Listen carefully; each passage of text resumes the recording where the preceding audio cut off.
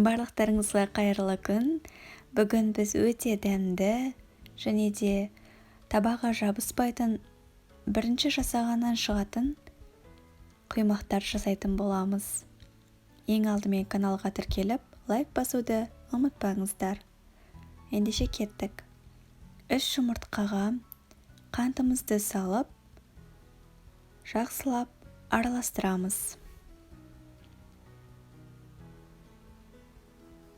Міндетті түрде венчикпен араластырамыз. Миксермен араластырмаңыздар. Одан кейін шым-шым тұз салып, тағы да венчикпен араластырамыз.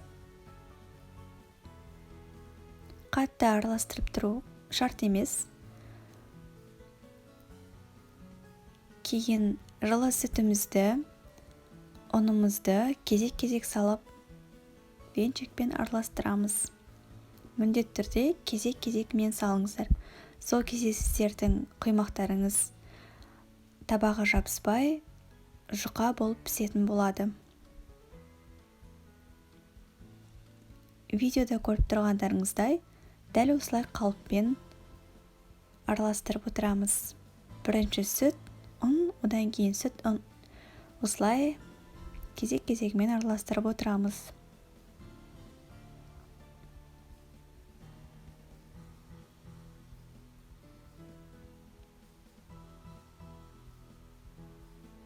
Жақсылап араластырғаннан кейін өсімдік майын құйып, тағы да 1 минуттай араластырып шығамыз.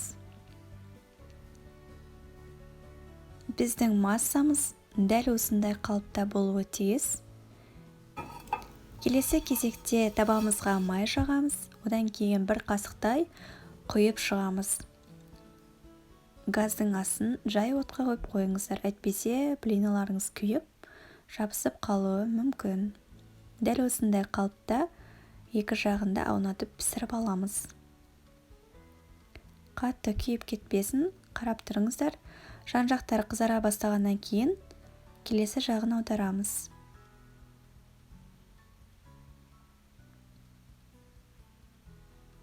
Міндетті түрде қарап тұрыңыздар. Міне біздің құймақтарымыз дайын болды. Осы рецепт бойынша менде 20 шақты құймақтар шықты. Өз қалауыңыз бойынша джем, сгущенка немесе варенье қосып берулеріңізге болады. Барлықтарыңызға ас болсын. Міндетті түрде жасап көріңіздер.